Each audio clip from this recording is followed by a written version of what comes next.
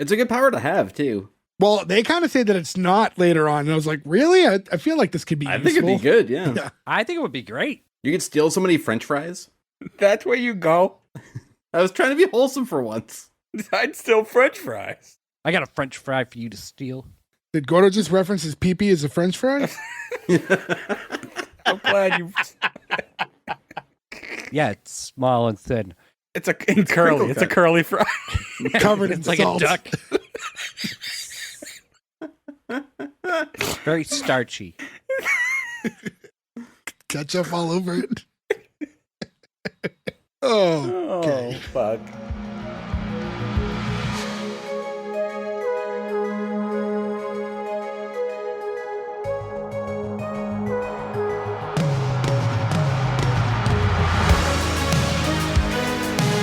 Welcome back, everyone, to S1E1, a show where each week we pick a different sitcom, watch just the first televised episode, and forgetting anything we might know about the future run of that show, rate it and decide if it's a show we want to greenlight or cancel. This week we're going to be talking about Out of This World.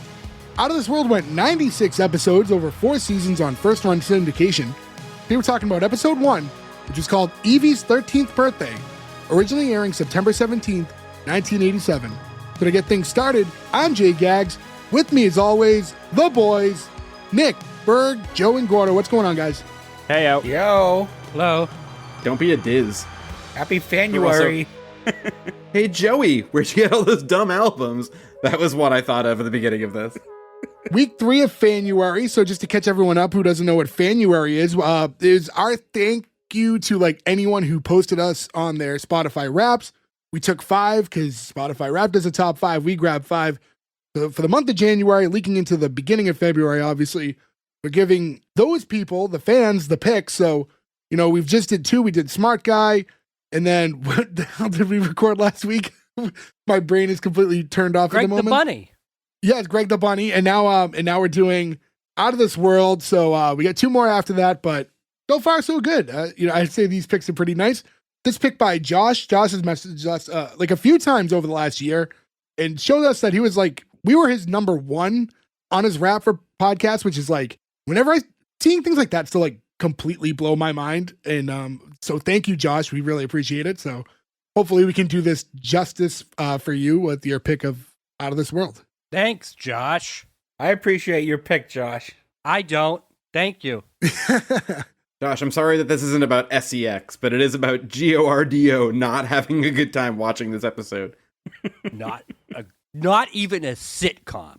We'll get. How can you say that? That's egregious, Gordo. Well, Gordo basically just said he doesn't know what a sitcom is. Yeah. There was comedy in situations, and it was 22 minutes long. There was no comedy. And it was a 3-camera, it was as sitcom-y as sitcoms get. There was Bobo George Santos. There was what? No comedy. Yeah, the uncle. He looks like George Santos. George Santos wishes he looked like Uncle Beano. You are crazy. I'll say this is one of those situations where knowing the things Gordo has passed, if there was a number 1 guy who I thought out of the 5 of us would love this show, it was going to be him. Yeah. He passed Homeboys in Outer Space. And well, that had actual homeboys in outer space. This had no outer space. You're gonna break my fucking brain if you say this is worse than Homeboys from Outer Space. It is far worse. I will tell you. Fucking go to your house and hit you over the head with a fucking sock full of nickels. What is wrong with your brain? You greenlit the Big Show. Because it was a good show. This is not a good show. Well, I just quit this podcast. Thanks, Josh. Real quick, I want to remind everyone to go to S1E1pod.com. That's where you can find all the links to our social medias, S1E1pod on Instagram and X, and then anywhere we can listen to us. Obviously, if you're listening to us now, you could probably figure that out. But follow us on our social medias. That's how things like Fanuary happen, is interacting with you guys and being able to go back and forth. So we appreciate that. We want more of you to join in on that. So please give us a follow on those and just, hit us up. Tell us the shows you want us to do. And even though it's not Fanuary, we're always open to suggestions. As far as Out of This World goes, who had knowledge of this show leading into it? We had a thing not long ago where the song Not me. was getting posted and we talked about it. But this show itself, for this era, for it to be almost 100 episodes and kind of leak into this, into the early 90s, no recollection of it at all. It's weird too because it's a syndication only show, and other syndication only shows we all knew. Like, I knew the song from this. I don't think I've ever seen a full episode. I knew the premise and I knew the song, but that's it. I literally watched this as like a 3-year-old Ferg, and like I remember bits and pieces from being that young. What's crazy is if you look up this show, you can actually see syndication history. And this was syndicated on 3 different channels in Boston when we were kids. So Really? even harder, right? If you liked this show as a kid, back then, hard to follow a show changing networks completely, right? Like it went from the WB affiliate, which was just WLVI 56 back then, to Fox, to one other network, maybe like another UHF station. But like we wouldn't have had ability to know that. I was going to say, those were all over the air channels, Yeah. so at least you could gut them. Yeah, whereas other shows like Mama's Family we covered that was syndication did a ton of syndication on cable. Like a lot of that was like TBS. Yeah. And for those of you who are like listening or a little lost on that, first run syndication is kind of like, instead of a network outright owning the show, it's like it's kind of independently made and then just sold to whatever networks want to air it after it's been self-produced in a way. So that's what we're dealing with here. So that's why it wasn't like properly owned by NBC or Fox or ABC or anything like that. Because nobody would dump money into this. Gordo, it was on for multiple seasons. Burt Yeah. Reynolds is a part of this. Fuck you. He's not. Did you just say he's not? Burt Reynolds' name was hidden for the show for a very specific reason, though. Real quick, want to go over a couple little things. IMDb had this one clocked in at a 7.3. Rotten Tomatoes doesn't know this show exists. I tried to find it. To be fair, though, if you look at this show, it hasn't been played in syndication after its first run very much, and it's only ever released on DVD in seasons 1 and 2 only in Germany. So there's not a good afterlife for this show. It's on YouTube, a lot of it. Well, I can see it being on Rotten Tomatoes without a rating, but it just doesn't pull up like when you try to find it. It's not even there. I even went to the girl who played Evie's like page and then searched her like lists of credits, and it's not in there. It's wild to me, again, if nothing else, because of Burt Reynolds. Like, one of the biggest actors of all time is in this show. And for it to not exist somewhere, that's a very strange thing. Although I will say this. R.I.P. R.I.P. Burt Reynolds, one of my absolute favorites. And in 1987, Burt Reynolds is coming off of Malone, I think possibly my favorite Burt Reynolds movie, where he has a barbershop kill scene of Tracy Walter, the roller coaster operator in Get a Life. So if you want to connect those two things together. But he's also not even doing Burt Reynolds' voice. Burt Reynolds has the most recognizable voice of all time. He is not doing his own voice in this. Yeah, I thought that was a little interesting. Did you ever see the sequel to Malone where it was about a prostitute? It was called Ho Malone. Don't give Got him one. that. Got one. Don't love that.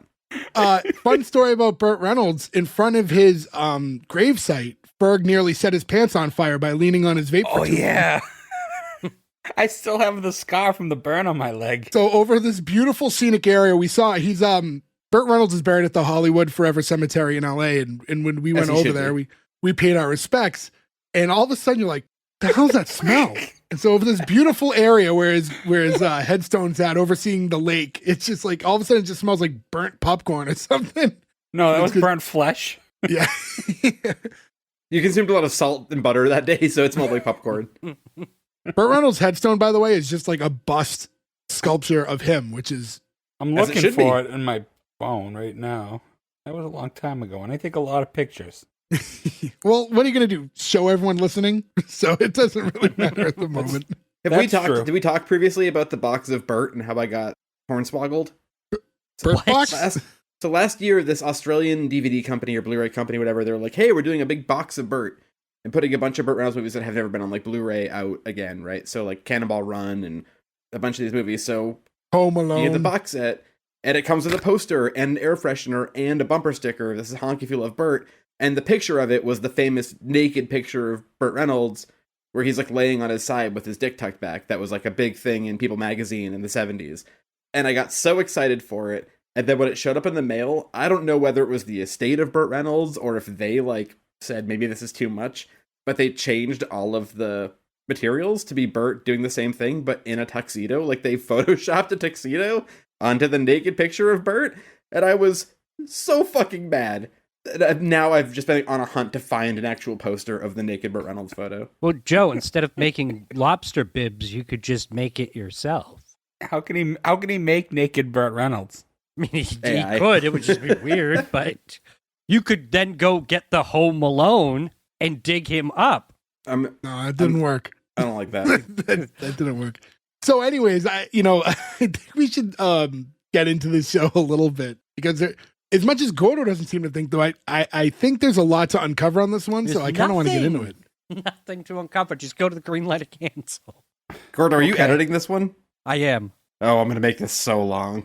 It already is longer than it needs to be. So in any event, so the opening scene, we see Evie, who's the main character, played by Maureen Flannigan, and she's sitting at her window and she's just kind of drawing and listening to the radio. Next song up on the radio was I Love Ugly by the Bucket Breaths. I did look it up, by the way. There is no history of any band called the Bucket Breaths. Oh, nice. So We'll if you add guys that want to to the start a new list of- band, the yeah. name is up for grabs. We've talked before about like we need to make all the fake band t-shirts. Yeah, they have to be playing a show live with the band from, God, what show is it with the... Pond Scum. Ponscom was on Free Spirit. Yes. Which is a similar kind of show to this, if you think about it. Yeah, actually. No, because she wasn't a spirit. She was like an alien witch. I was going to say, well, the witch in Free Spirit wasn't really a witch either, so it was more like a genie. But yeah, in any event, so there's a knock on the door while she's sitting in there, and it's her mom, Donna. Donna, who's played by someone named Donna Pescow, who I was like, why do I know her face? She's actually like one of the main female roles in Saturday Night Fever. That's where I know her from. Yeah, I was like, Jay is definitely going to know that it's the Saturday Night Fever lady. And she's been on a ton of stuff, too. She's like in The Sopranos. She's been working forever. No, she was in last year, too. That Welcome to Chippendales TV series. Anybody watch that? It was really I good. didn't see that, no. No. It's like Kumail Nanjiani. It's like a comedy. Oh, I remember what that. I never saw it, but yeah, I know what you're saying. We find out apparently we're an hour away from Evie's 13th birthday. And Mom's asking if she feels any different, like any types of changes. And she goes, still flat. And I was like, oh. And it begins. And Mom's like, you've been watering them every day, right? I was like, oh, we don't need to follow up to this joke. Yeah, the fact that there's a yes and to this joke is a little bit more than I expected. And then Mom's kind of digging further. She's like, no, I'm talking about more like powerful changes, not SEX. And she's like, well, you probably know more than I did at your age. And she's like, I probably know more than you do now. Oh, okay. Again, hold on. This is getting a little suggestive. Which is funny to think of in 1990, right? Because it's such or 80, was it 87? 87. It was 87, yeah. To think of that, right? You always think you know more than your parents do. And I think as kids, it's obvious so much you don't, right? But now, like, I wouldn't be surprised if a 13-year-old was like, I know more about sex than you do. Kids are seeing a lot very early now. Yeah. A lot very early and Yeah. like going down weird rabbit holes that we never had the opportunity to that we probably wouldn't at 38, We didn't have the internet. Yeah, well, that's the Right. thing. And I think we've We talked about this did. in past episodes. No, but like when we were kids, like porn to us was the little preview magazines in like the corner of the video store. And you'd see Yeah, like that's true. a naked girl in it. And now like a kid You who's see really a mouth young, near a penis, and you're like, a Yeah. blowjob is gonna happen at some point in this scenario. and now you can watch unspeakable things, like absolutely unspeakable things at a very young age. And we'll see how that turns out as these kids get older. But that's a much longer conversation for something different than this. We had Lemon Party growing up. That's very different. That was to be funny. That was. I don't think it was made to be funny. I think it was I don't think made. it was. I think it's a screenshot of something that was very loving in the moment. They just didn't expect it would be funny to a lot of other people. So Mom keeps going on saying, like, are there any special changes? Like, can you see through walls? And she's like, wait, what? And she's like pointing her daughter at the wall and trying to get her to like at least attempt to look through the wall. I mean, you're dumb as a 13-year-old, though. If your parents at 13 were like earnestly asking you that, if you were like, wait, have they been lying to us? Can you see through walls when you're older? I'd be kind of stoked about it. It'd be fun to if we all just gained some powers. Mom's asking like more weird questions. And during that, it cuts to like a painting on Evie's wall of a rainbow shooting out of a cliff on an island. And it was out of no context. I'm like, why are they going out of their way to show you this? It's the alien planet that she's never seen and shouldn't know. Well, right. But as we watch this, it makes no sense. It's like, why are they cutting to this? Oh, at the moment, yeah. Mom's telling Evie that, I wish your father were here. And we find out in that part of the conversation that like dad's not around, but he's not dead. He just can't be there. And we don't really know anything yet. But like, I don't know, it's tough because just knowing the premise of the show, we know what dad is. So I don't know if you're a first time watcher on television. I mean, you know the show's called Out of This World, so there's going to be something weird going on.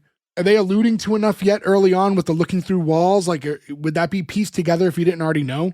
I don't think so. They're being mysterious on purpose this early. I'd be curious to see what the promotional like advertisements for it were, if they gave that away at all. I'm sure they would have to, right? And we're gonna get into it, but this has a different intro than the intro we all love. And then, but the reason why I bring that up is the actual intro. It shows all that. Everything. It has everything.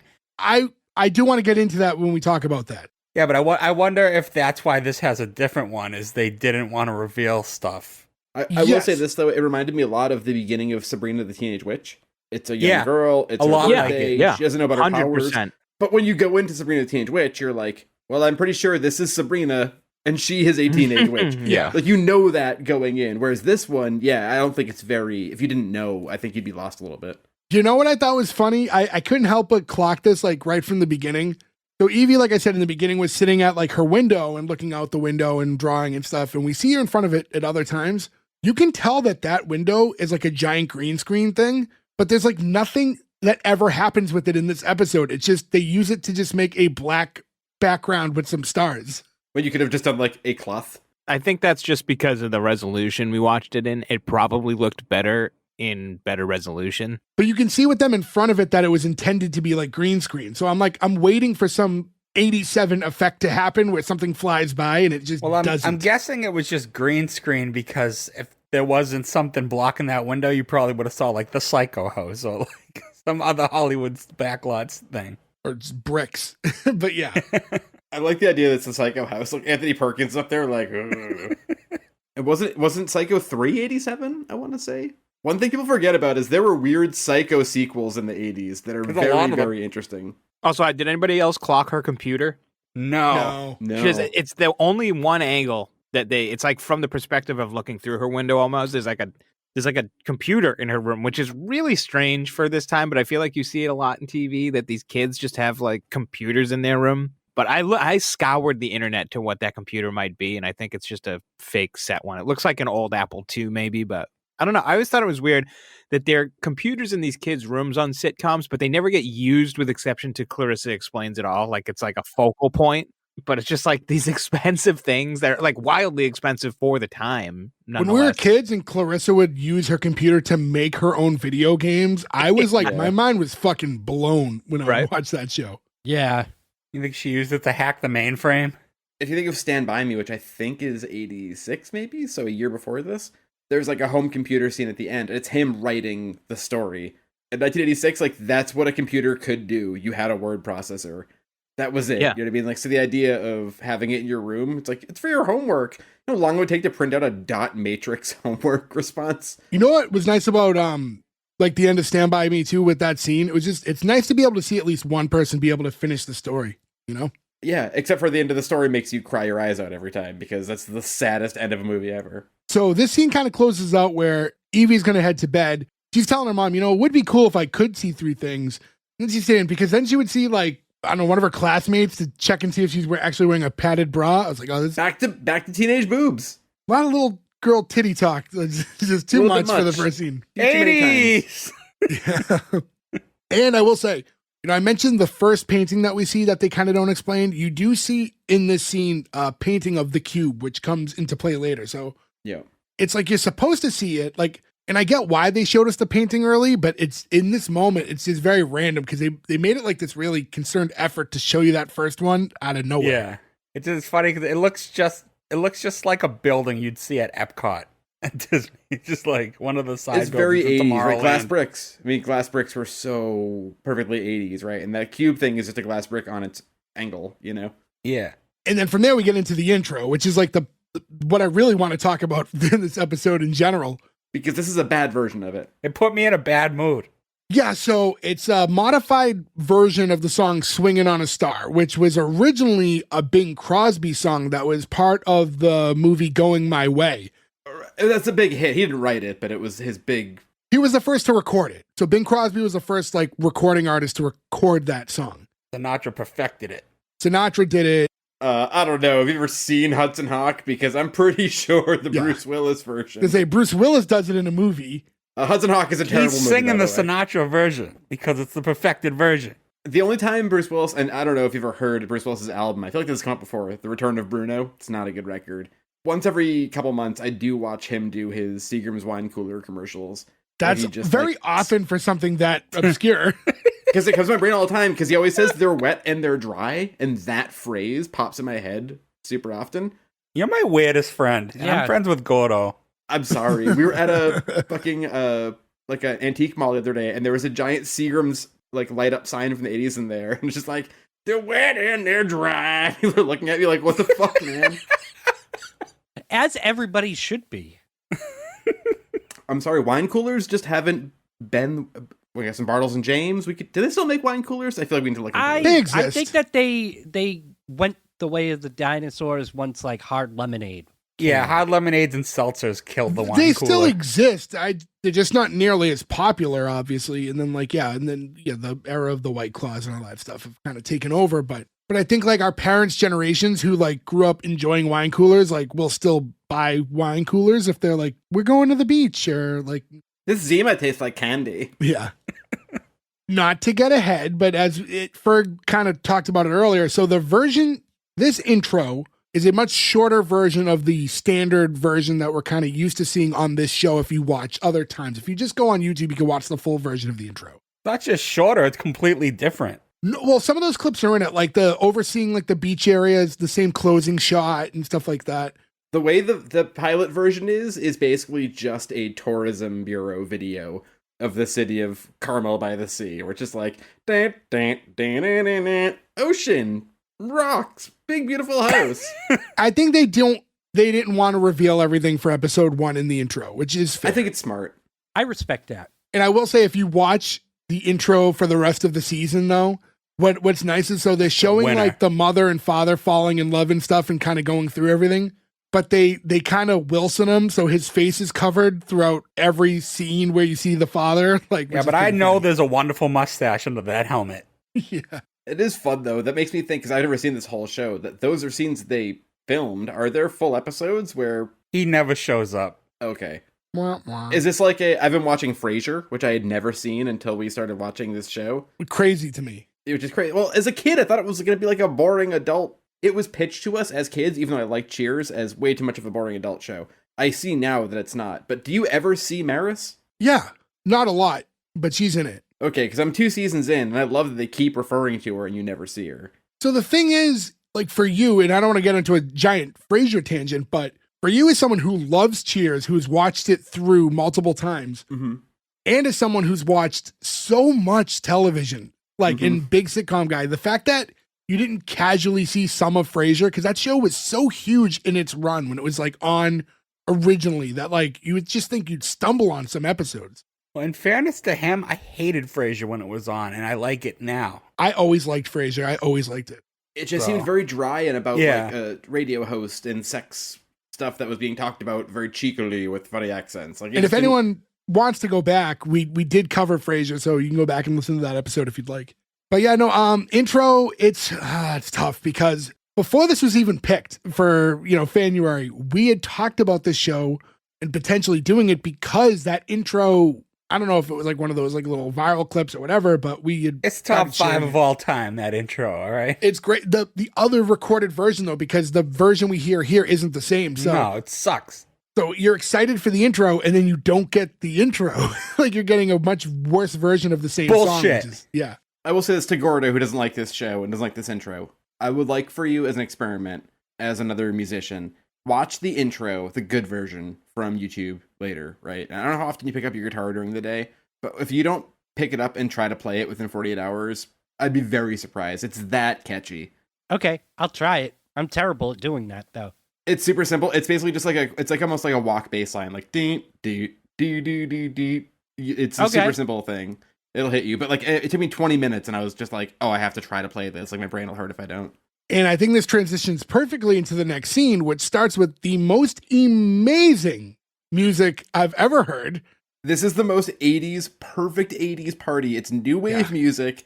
It is shoulder pads galore, charcuterie boards. This is pretty nuts, and I wish I could be at this party.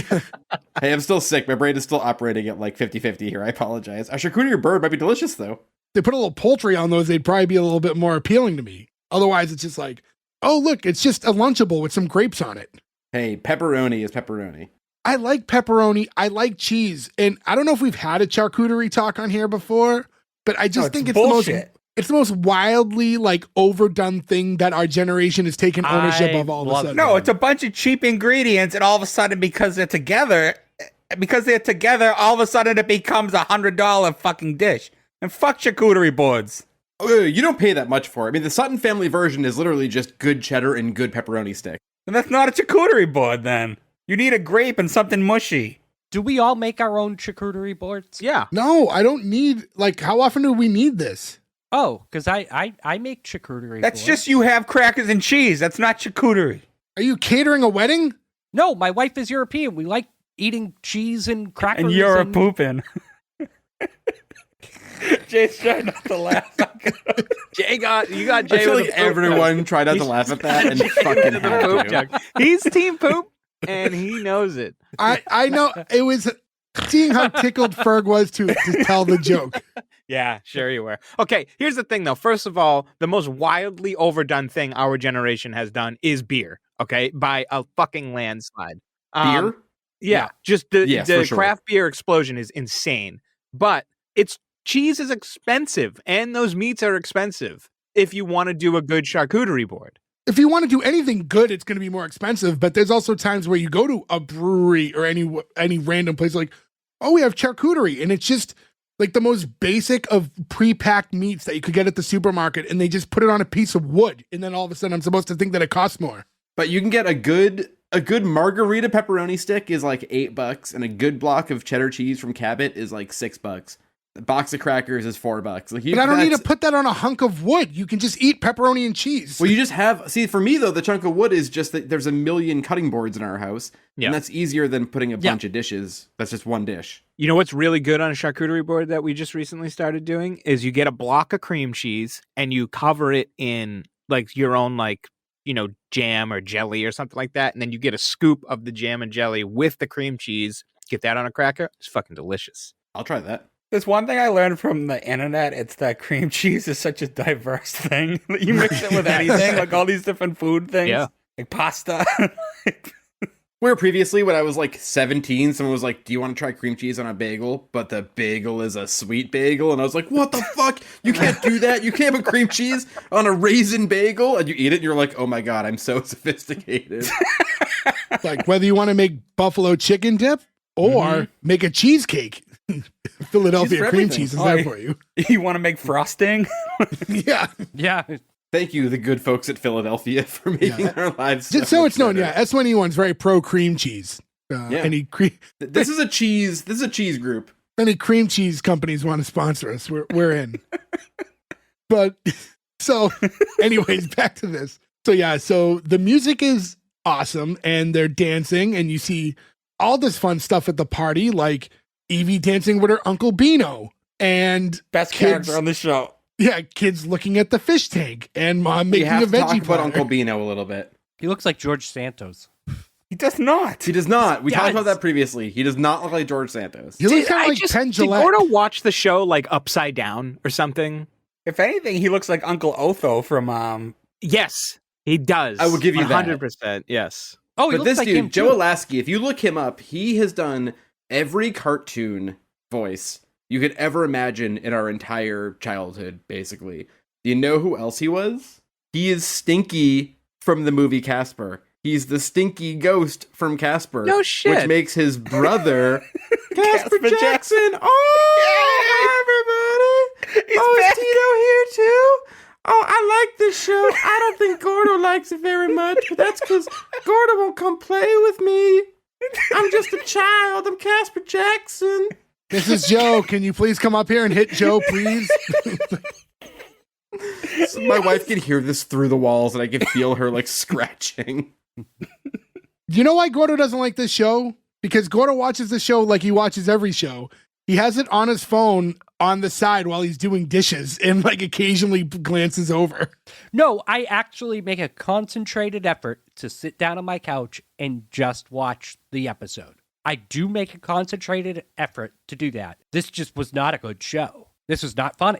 Well, we'll Nothing- continue on. So, yeah. Like, I am not entertained thus far. Well, Mom walks up to Evie and Uncle Beano with some of the veggies that she's been preparing, and we find out all about Uncle Beano's bee diet, where he can only eat foods that start with the letter B, which I felt there were so many obvious jokes that they just didn't go with. Like, the jokes they used all kind of sucked here. Like, oh, like when you ate Brussels sprouts What about with beans? beef. Like, oh, like that's the best you could do. What about Uncle Beano eating beans? I thought the cake part was gonna be birthday cake. I was so me mad. too. Because it's like, oh, we're gonna have the birthday cake. He's like, wait, what kind of cake? Because for my bee diet, I need to know what kind of birthday cake it is. And it's like, birthday. Birthday is a B word. I think Gordo's onto something where his name is Beano, and Beano was a medicine in the 80s. Right? It was a gas For relief. farts. Yeah, I mean, it like still you could exists. have been like, beans, Beano? Like, that's a joke they missed. If he was like the farty uncle, I would have hated it. Oh, I would have too. No, you but it's an wouldn't have. easy right joke. I want to say too, when they're dancing, Uncle Beano's got the moves. All right. When he's trying to figure out how to be able to eat birthday cake, birthday cake with his bee diet, and he finds out that it's a C word because it's chocolate. He goes, oh, close enough. It's like, come on. I was so mad. I was The like, joke was right there. it was right there, and they missed it, and that really bothered me. I'm eating all this beef, and the doctor says I'm having bardiac arrest. R.I.P. Uncle Beano. He is no longer with us. When did Uncle Beano pass? A couple years ago. So now we cut to some kids who are calling Evie over because of her dumb records. And all it is like Motown stuff. It's nothing like that crazy. I took a minute with this one, right? I Because did the kids too. are like, where'd you get these? Do you look up how far back this would be for us? So for this, it would be about, it was about 30, if not less years. It'd be like 20 to 30 years, depending on the album. They said the Vandellas, and that's my favorite Motown song of all time, is Heat Wave by Martha and the Vandellas. I love so I Heat use Wave. that.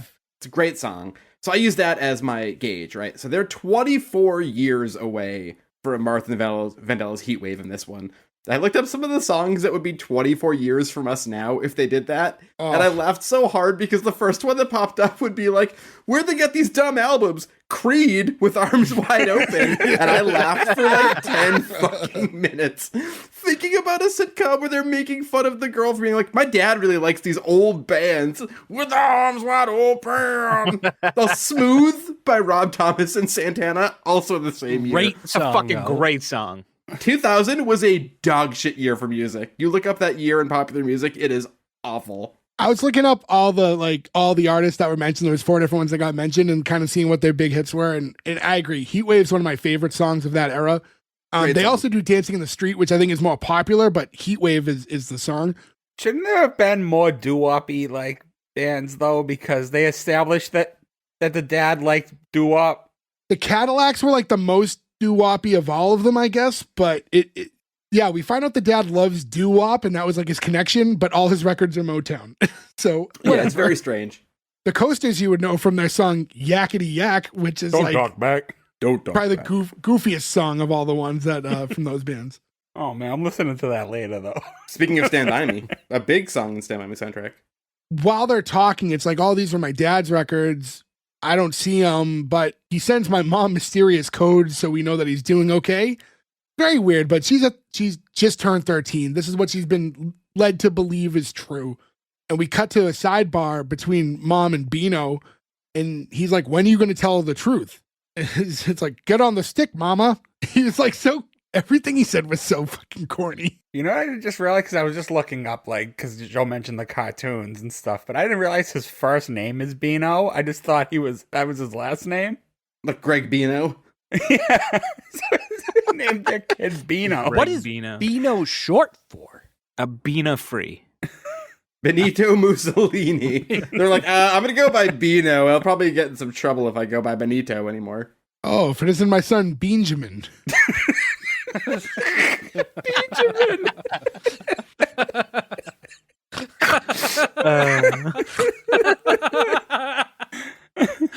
Benjamin. Gotta give that one to you.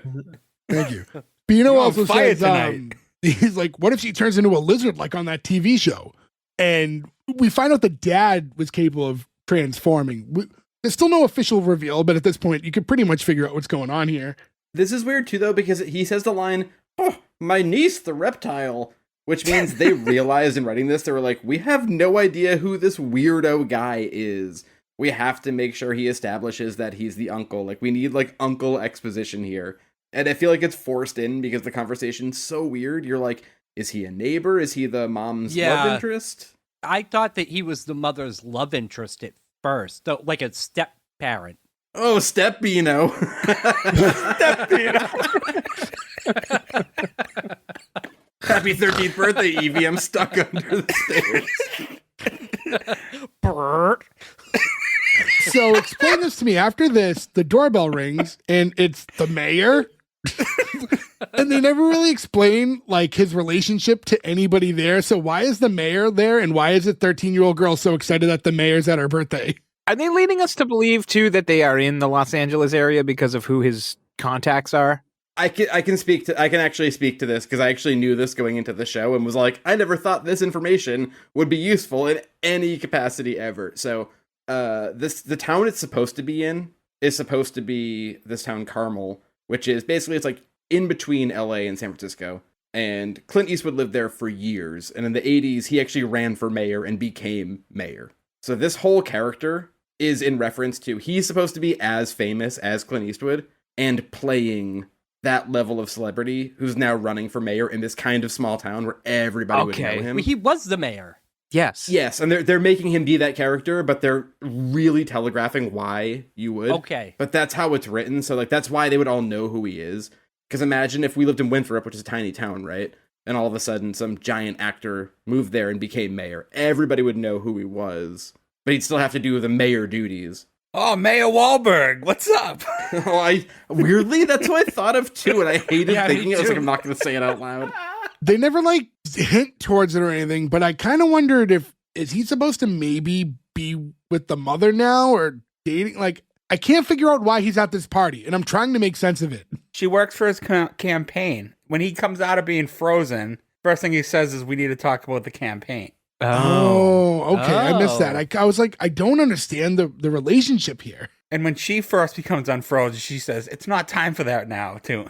And I don't know if you guys looked up much about this. Doug McClure, the actor who plays this, he's most famous for being on The Virginian, which is one of the like early 60s westerns, which is also very much like Clint Eastwood, right? But he's who Troy McClure on The Simpsons is based after. I was going to say, you just said and he's most famous for, like the Troy McClure. Hi, I'm Troy McClure, yeah. But he's also in a million amazing things too. He's in Tapeheads, 52 Pickup. He acted forever. He died in the 90s, but he's basically who Troy McClure is. So when you see him and you know that, it's right there, you know? You know, I got that vibe when I saw him, but I didn't know that that's who Troy McClure was based on. Oh, so you got the correct vibe. I did. That's well-written show, huh? It's not. It's not. He's an actor. He first comes in and he gives a summons for the noise, and he made it sound like he was joking around, but actually gave the mom a summons for the noise. Like, get out of my fucking house. Yeah, I was like, what a dick. I will say, though, I think the writing, I don't think it's good writing, but I think what the writing is to say, like, when you have somebody being a famous person who becomes the mayor, they have to then assert their power enough in little things to be like, see, it's like a substitute teacher sending you to the principal, right? Being like, hey, look, I do have power, though.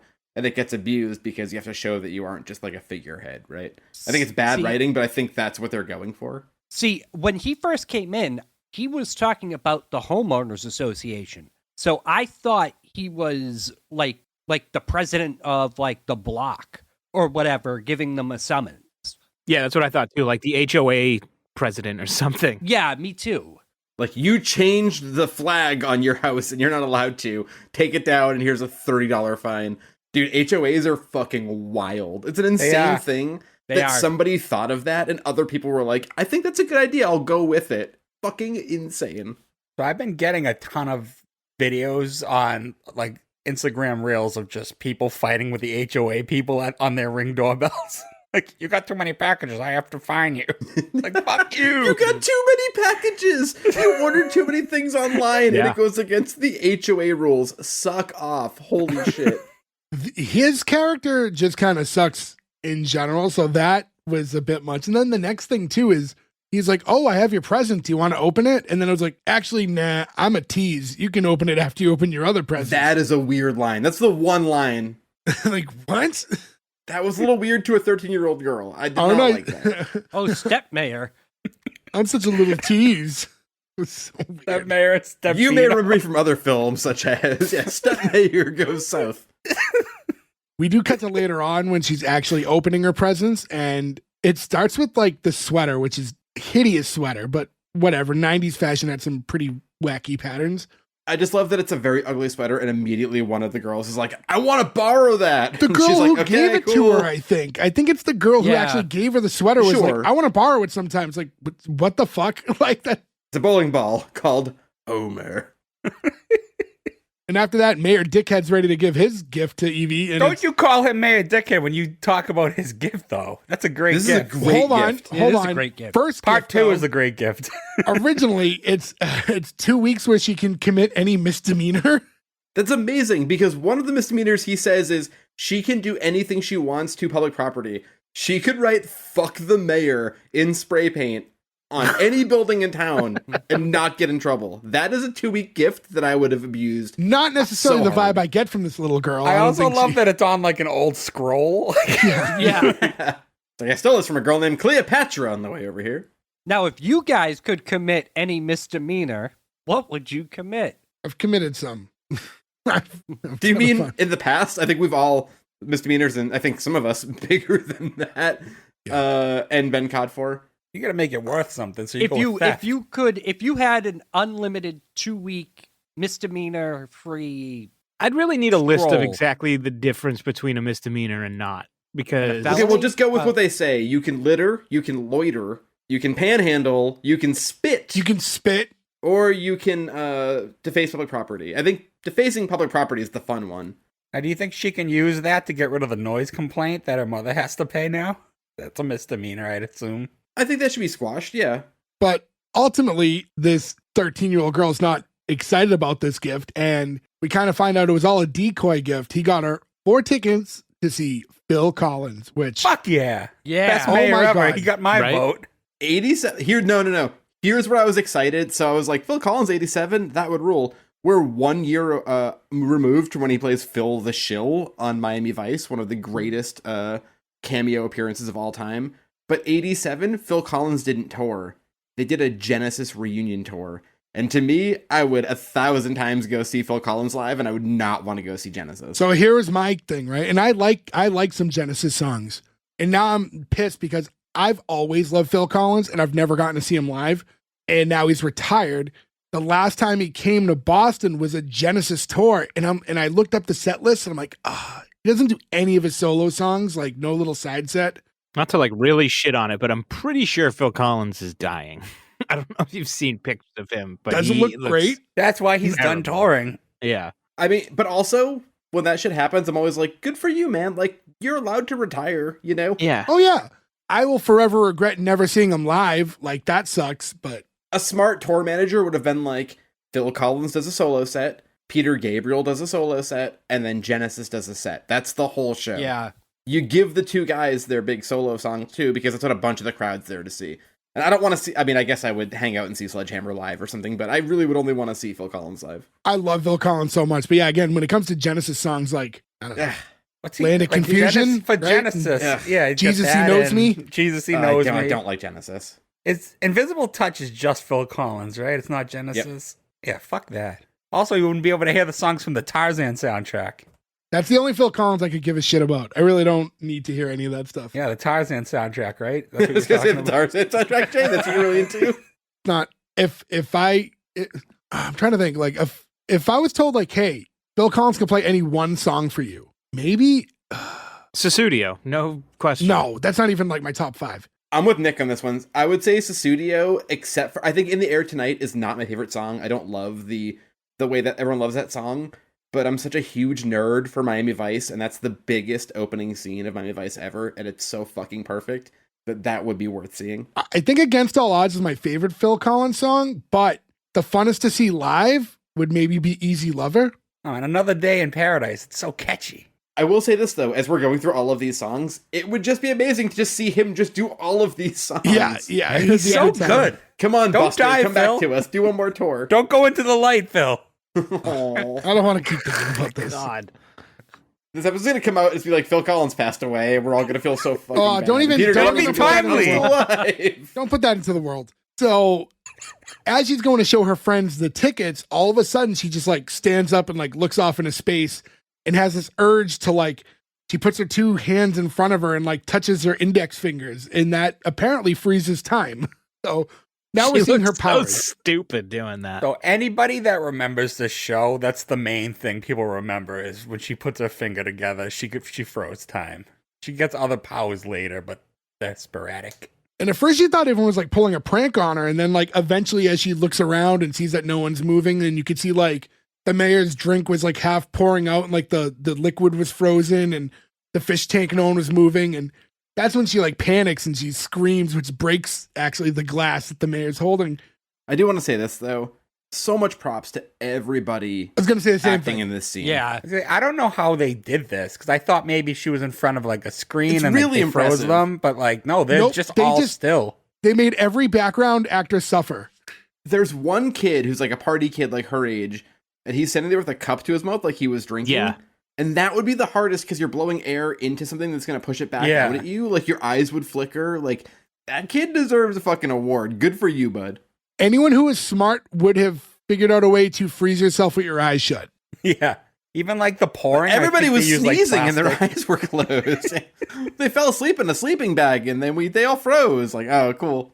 Because you look at like Uncle Beano who's sitting there with the balloon half full and is like in his mouth, like that sucks. And there was the one kid who was holding an ice cream, so that had to be a fake ice cream because you can't do that for an extended amount of time. There'd be a lot of melting going on, yeah.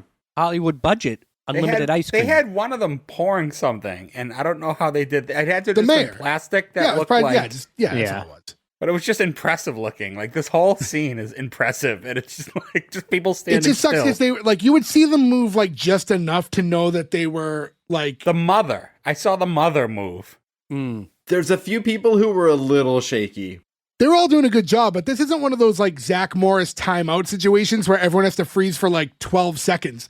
This was a big chunk of the episode where everyone was stuck in a room, not moving in awkward positions. And that's there was very unfortunate. definitely B-roll of them actually paused, right? There was like they definitely not all of this was done in real time with them not moving. They I definitely don't know. They were like, moving through the scene a lot, so I don't Yeah, know it seems how like they they're were. walking through people. no, they were like panning images of them paused. I mean, I'm it does. It positive. switches once to them going when they go in the kitchen. I guess they all get a break then.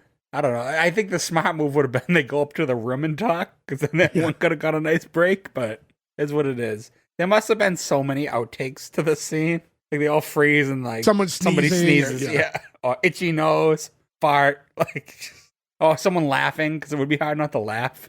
Uncle Beano ripping ass. You When- know? When Evie kind of like starts to freak out, she like runs up to her mom, and when she touches her, it unfreezes the mother.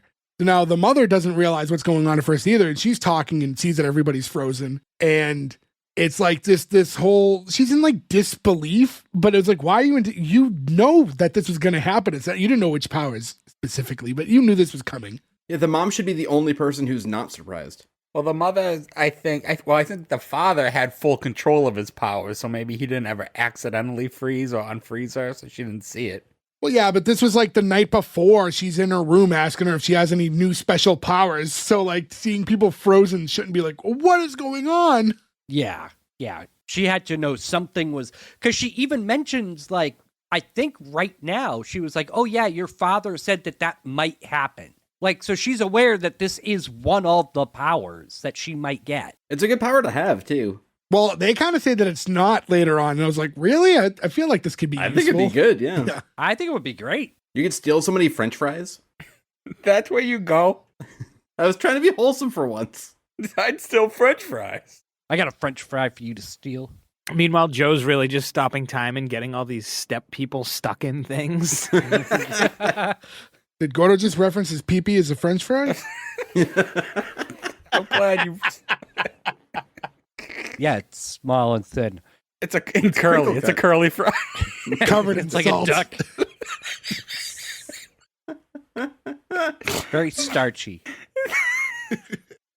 Ketchup all over it. Oh, okay. Oh fuck. So this is when Mom's finally going to come clean and tell Evie what's going on. And she's like, turns out your father is sort of on another planet. Oh, he's an astronaut? Well, yeah, but he's not one of ours. No, he's out of this world. Like, This is Come when on. she should have said, "Oh, is he Russian?"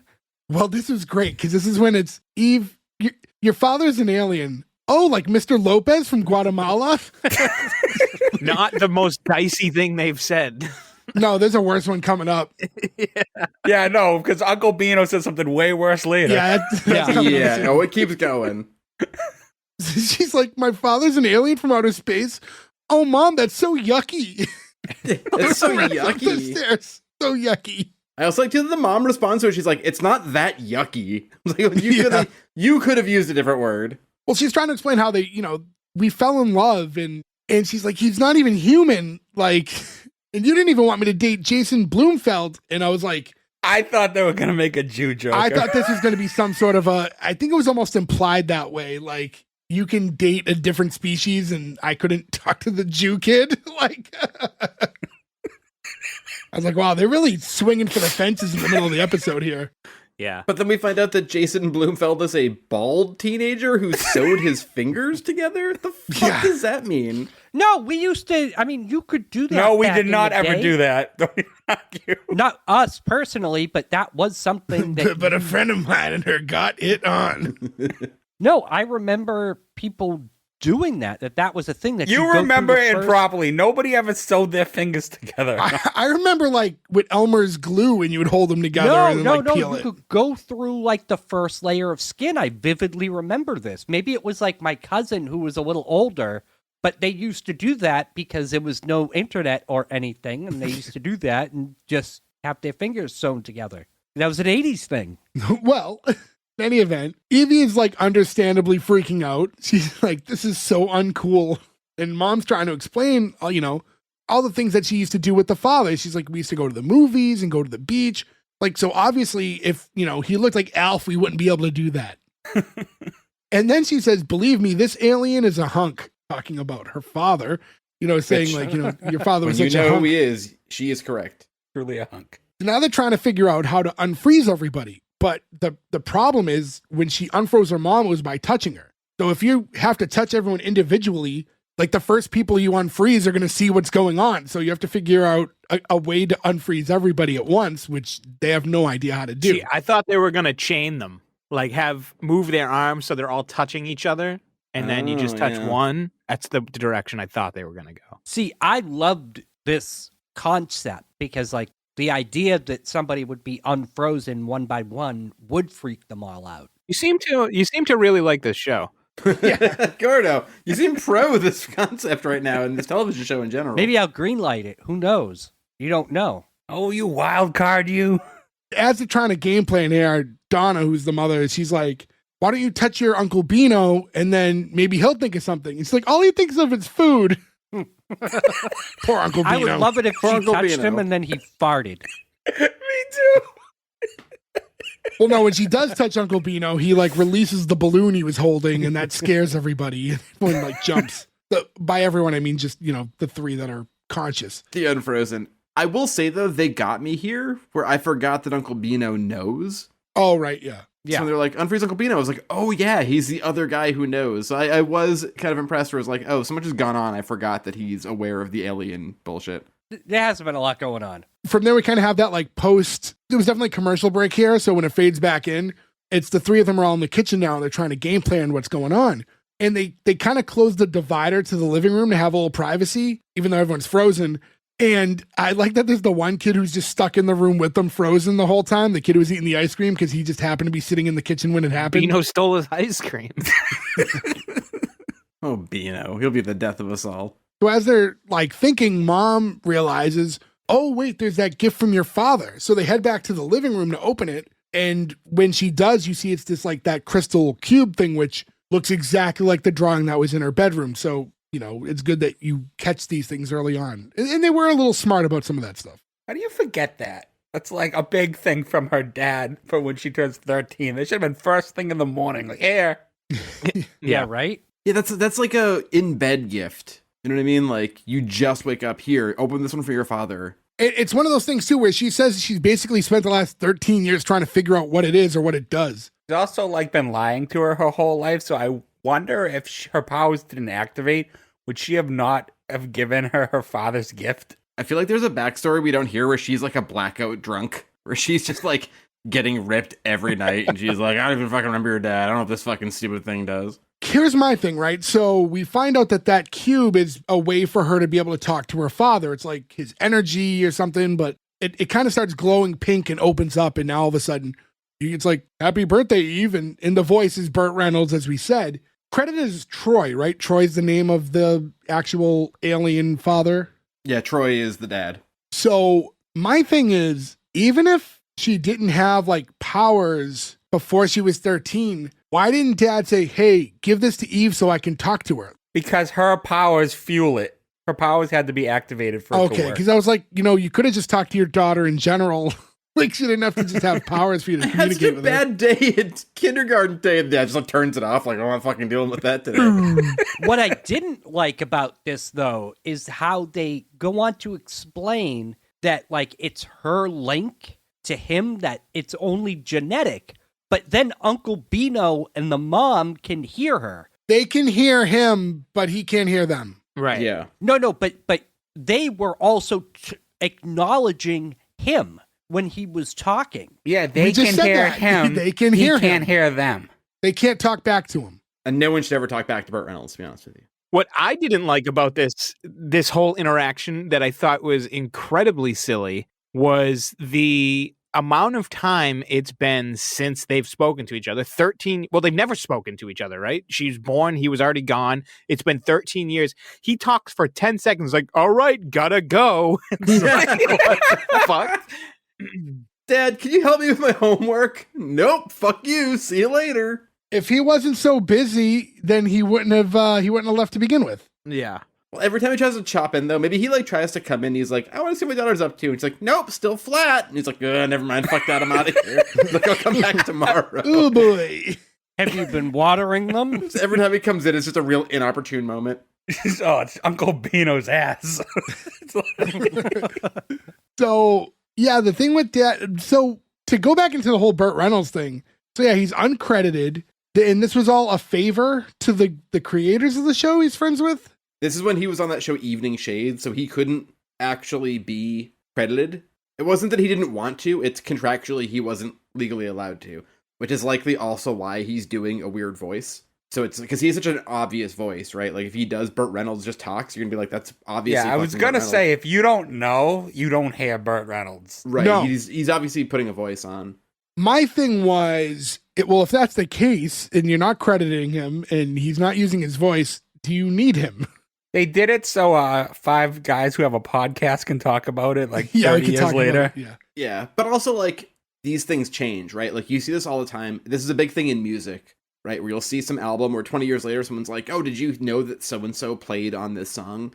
But because they were under contract with the record label, they couldn't say they did, so they went under like a pseudonym, right? It's like a thing that's always happened, and it eventually you hope that you can say, "Hey, I did it," or maybe when he renegotiates his Evening Shade contract, he can say, "Hey, I'm gonna go do this," right? And then now you've got Burt Reynolds on your show. But also, even if you can't advertise it, if some humongous actor was like, "Hey, I want to read the intro for the S1E1 podcast, but you can't say it's me," we would do it, and we would all love that it was a thing nobody knew about. You know what I mean? Like, you let it happen. I'd tell.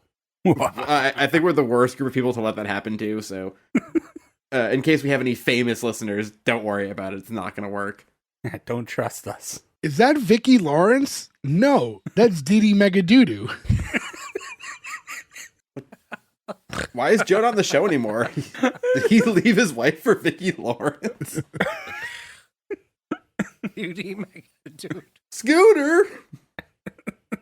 When he's when Dad's talking, he's telling Evie, "Hey, tell your mother how much I miss her and that I love her." And then you get Beano off this. I go, "Why don't you get your butt back here and tell her yourself?" You know what? God bless him, sticking up for his sister. Yeah. I'm also with He Beano. left 13 years ago. 14. He's got alien shit to do. I don't know what aliens do. Yeah, Beano was being a good brother and a good uncle, and I don't know what goes into being an alien. So there's probably a lot to it that we don't understand. Yeah, but if aliens in the family taught us anything, is that they can It didn't. coexist.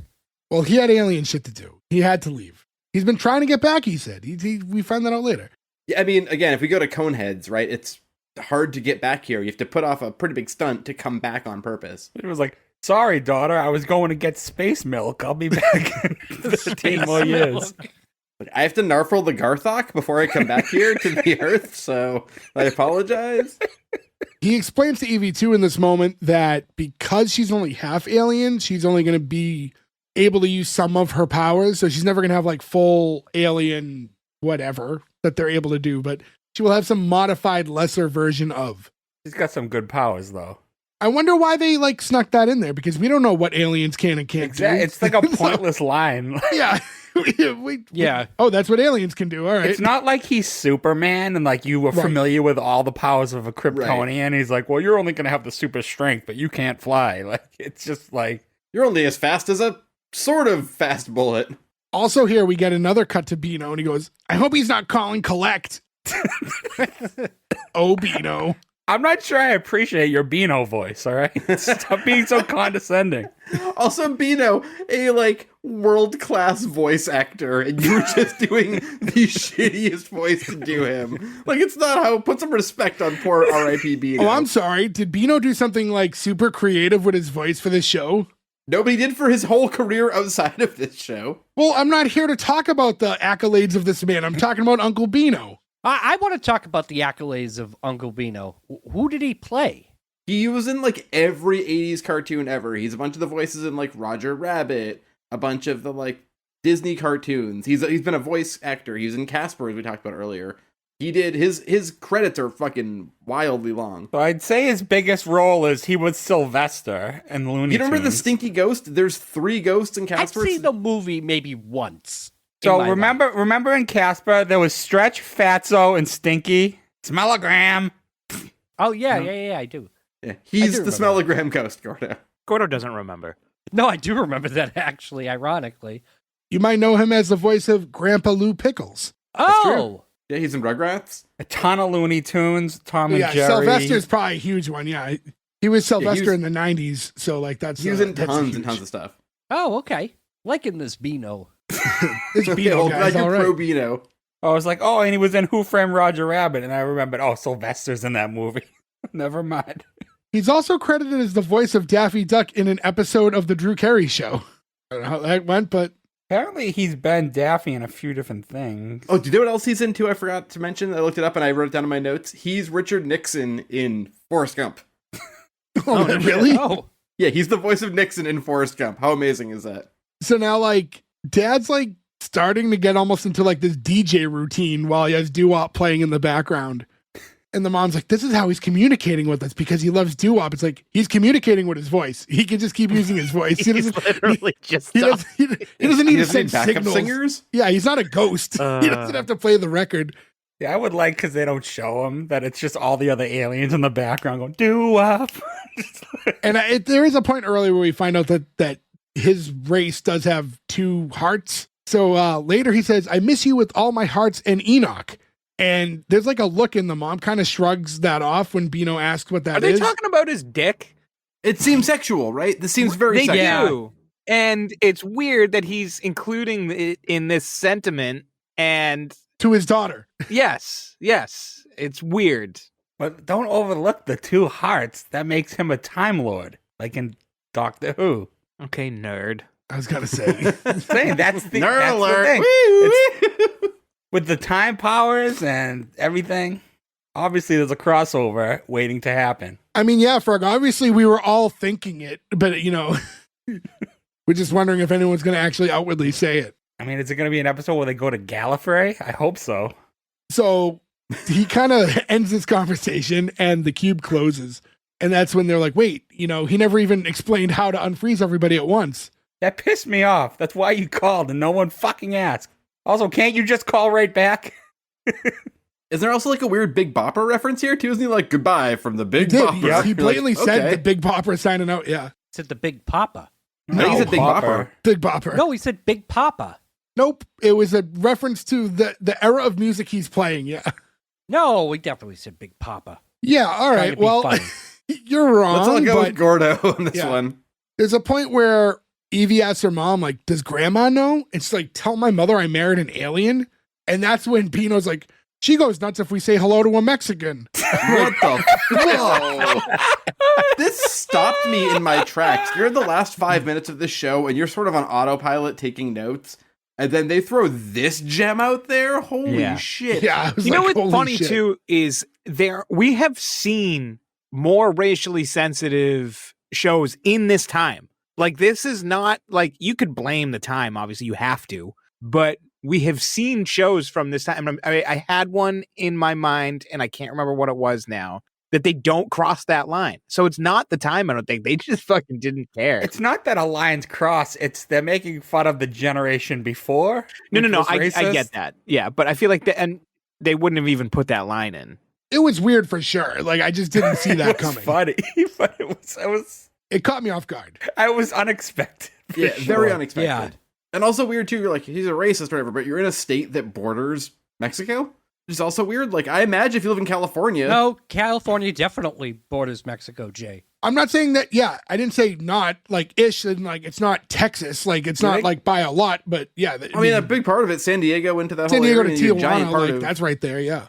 Yeah, that's why she fucked an alien, like being like rebelling against her mom. Like, I don't want you speaking to those Mexicans. Oh, fuck you, mom.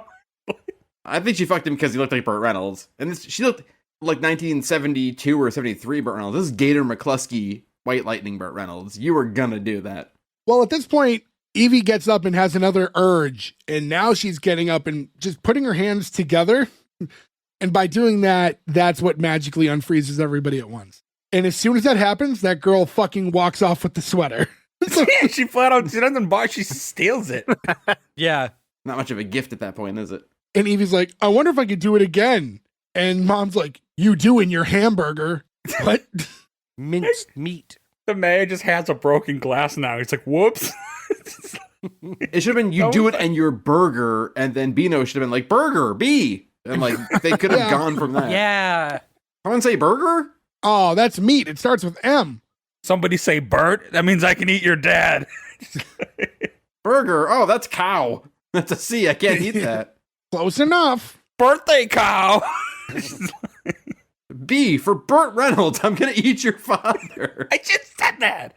Did you? I'm sorry, I didn't hear you. So the party kind of winds down after everybody unfreezes, which I don't understand why, because they didn't know they were frozen. Like, it was still early in the party, according to them. But we flash forward to that night, and now Mom's in Evie's room with her, and she tells her all these things that she's been drawing her from. Was it Antares, or what was that? The planet that her father's from? Antares. Yeah, I think with an that's right. A. Which is it's like a star. It's a solar thing. I looked it up. It is a real thing in the solar system somewhere. So basically, like, Evie's getting all these images in her head, and it's just a matter of she didn't know where they were coming from, but it's all kind of somehow transmitted through her father, like these images of, where he's from and all these different things. Do you think he showed her his Antok? Well, that'll come up in a minute. But as I think about it too with these drawings, you would have thought when she drew the cube, the mom would have been like, I have that cube. Oh, I've seen one of those. There's one of those in this house currently as we speak. No, she left it wrapped this whole time. That's why she's been trying to figure out what it Yeah, was. She dad couldn't see it. wrapped it and gave it as a wrapped gift. He's like, have her open this when she turns 13. Also, I don't know what kind of constitution she has, but could you leave something unwrapped and not check it for 13 years? She's No. taking a peek at some point. I don't even think the tape would hold up for 13 years. Yeah, it's it's like true. open Dry itself. So Evie's saying to her mom, like, hey, what if I had turned into something awful? And mom's like a teenager? And she's like, I knew you'd turn out okay. No, you fucking didn't. You didn't know that. Yeah, she was literally at the beginning of the episode being like, I have no idea what's going to happen with her. Yeah. I knew this was all going to be fine. No. It's a good thing she stayed humanoid. Well, yeah, and now Evie's done with the sketch that she had been doing in the beginning of the episode, and she shows her mom, and it's a picture of her father. And the mom's getting emotional. She's like, I haven't seen him in so long. And I was like, did you guys not take a single picture together? Right, you got married, you went to the movies and all this, there's no photos? No photos this whole time? Well, So- I mean, you got to remember too. This was what? So she's turning 13 in 85, Early so 70s. that's 73. there's cameras, yeah. The Yeah, but they're 70s. not as abundant, You still get a wedding photo. Yeah, Oh, at for least sure. one. Yeah. Yeah, true, yeah. My parents graduated in the late 70s, and like they have plenty of pictures like from that era of like when they first started dating and stuff, from bringing cameras out with them. So can I just be the one to say it, not Joe? But she's definitely going to flicker Beano. I wasn't Her- going to say her that, brother? so yeah, you can have that all on your own, bud. Sorry, Joe, this one's all Gordo. Oh no, you usurped my joke, Gordo. Suck it, Joe. I would have loved if they spun the picture around and it was like, it wasn't a humanoid alien. It was just like one of the Just as xenomorphs gross. from fucking Alien or like something disgusting. Like 2 mouths. It looks like Pizza the Hut. She's like, oh, Dad's a hunk. Your dad is such a hunk. It looks just like Beano, but with like a big cartoony mustache on him. And when she gives her that picture, by the way, and verifies that this is your father, she's like, you were right. He is a hunk. That's your That's your fucking dad. dad. Like, that's That's so weird, weird. right? Yeah. You can be like, he was a handsome fella. Hunk? Yeah. Weird word. To be in that, like, yeah, that 90s girl, like, the way she said it was just, I don't know, so weird. He's hot like Scott Baio. Like, that's a weird fucking thing to say. Scott Baio, who's on the show later on. Oh, I was going to talk about that. There are some amazing guest stars that come on here. Mr. T. Yeah, but he did everything in the 80s. That's true. He's Clubber Lang, and he's B.A. Baracus. B.A. Baracus. Thank you. WrestleMania. He was WrestleMania. Yes, he was. He was the headlining act of WrestleMania 1 and 2. And WrestleMania 2. Well, The two most boring WrestleManias of all time. Yeah. Until the modern era. Modern era is great. moving right along from all of that, now she gives her mom the drawing and her mom leaves. Go flicker Beano. Yeah, as Joe so desperately wants to be able to say, but Joe, stop trying my to joke make has it been happen. ruined, and I'm going to bed. I'll see you guys all tomorrow. so now that Evie's alone, she talks to the cube again. And then Dad like opens up and he's talking to her. And she's asking if she's ever gonna see him. And he's like, well, I'm trying. And then she says, hey, can I just ask you one more thing? Like, what's an Enoch? And she's like, he says, you better ask your mom. And now I'm like, okay, so it is something pervy. Yeah. And then With his again, dick. he's like, gotta go. It's like, what Yeah. the fuck? He's busy He's like, doing oh, I alien just said shit. that to my daughter, huh? Well, see you later. In fairness, he's the one who said, like, I love you too with like my heart's in Enoch. So maybe the heart's for just his daughter and then the Enoch for his wife. And it closed out with her like she's about to go to bed, but before she's Sitting in like an alcove. she Like, goes over sitting to back to like the window. she goes over to her window, which is like that giant green screen that's just showing black with a couple dots for the stars. And she looks out to the stars and just sings doo-wop. And that's how it ends. Shooby dooby doo.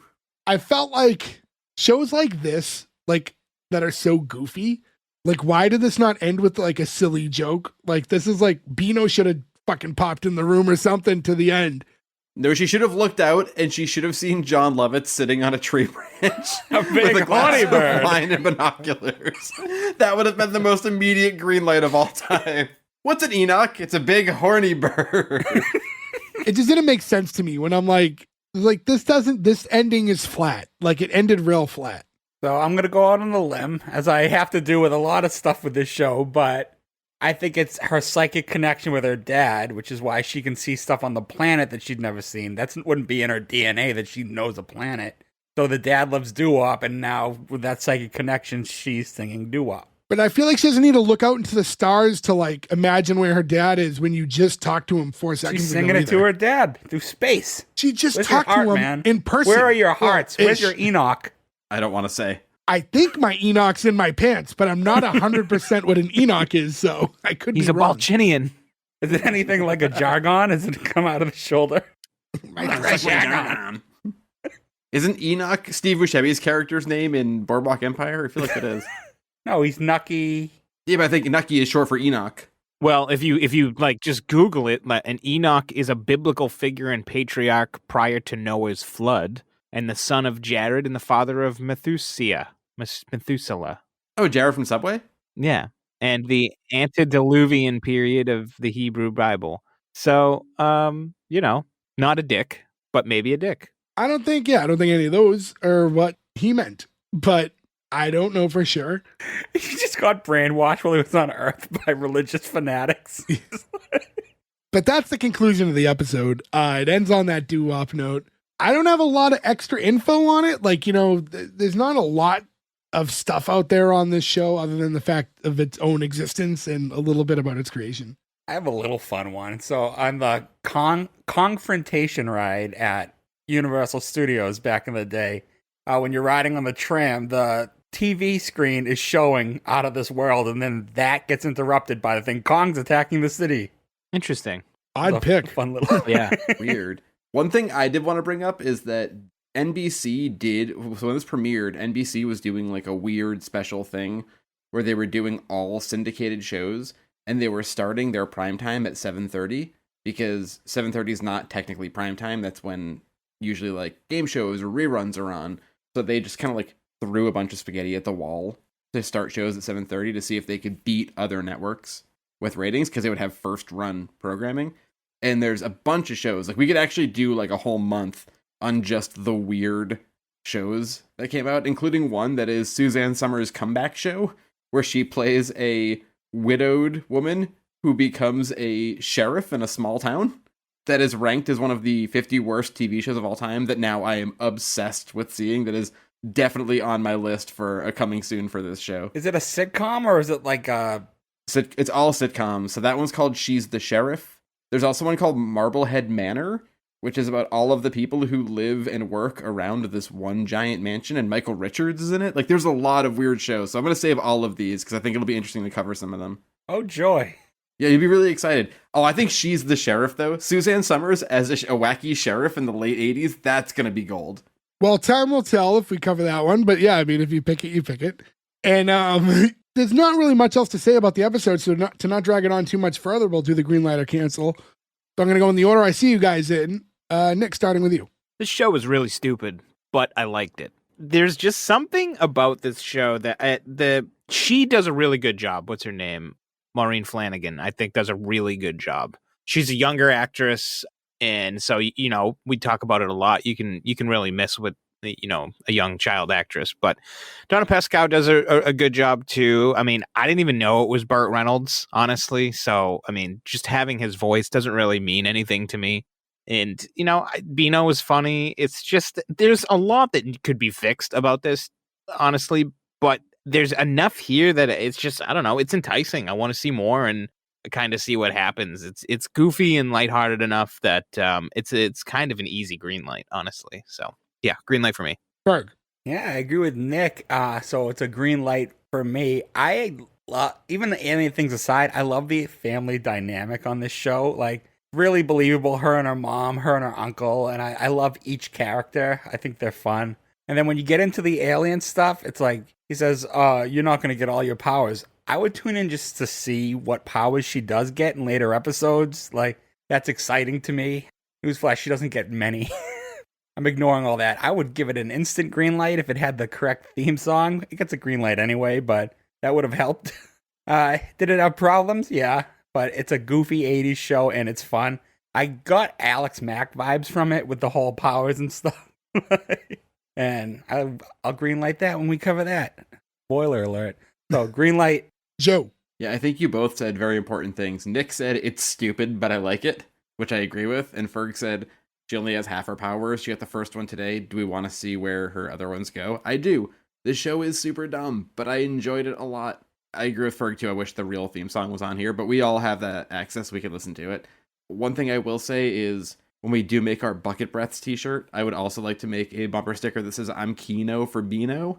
That Fuck is yeah. a piece of merchandise that I'll be working on immediately after this.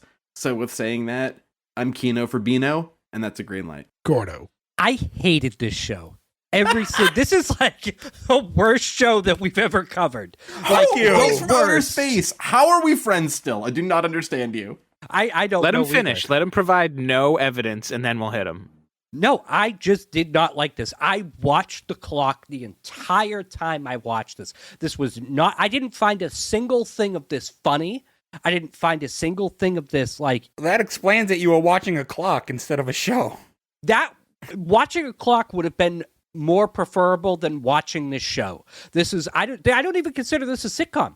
There was no funny. There was no funny in this. I got zero funny out of this.